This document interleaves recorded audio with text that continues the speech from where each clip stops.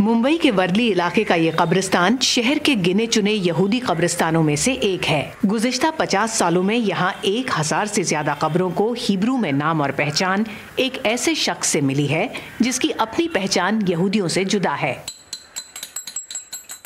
मोहम्मद यासीन मुंबई के उन आखिरी कारीगरों में से एक हैं जिनके पास हिब्रू जबान में कब्रों पर नाम तराशने का इल्म है। बराबर सब नाम डालते हैं, हमारे नमाज के फिर सब शब्द वो लिखते वो हिब्रू में।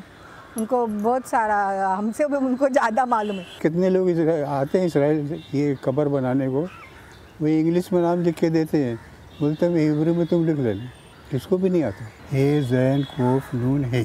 यासीन हिंदी, उर्दू और कुछ और भारतीय जबानों को पत्थर पर पहले से तराशते थे। 1968 में मुंबई आने के बाद उनकी मुलाकात एक इजरायली एनग्रेवर से हुई। हिब्रू की तालीम उसी से मिली। बे ते से जीम है, उर्दू में भी आता है, तो हरफ जो है तो अलग रहता है लेकिन बोलने में फ़र्क नहीं है।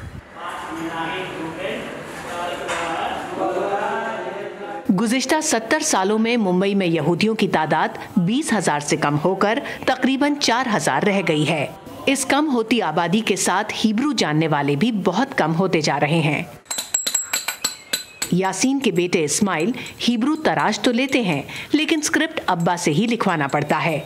बहुत से लोग अब कंप्यूटराइज्ड फॉन्ट्स भी इस्तेमाल करने लगे हैं। जो फॉन्ट कंप्यूटर के अंदर है वो फॉन्ट में और हमारे हाथ की राइटिंग में बहुत फ़र्क है।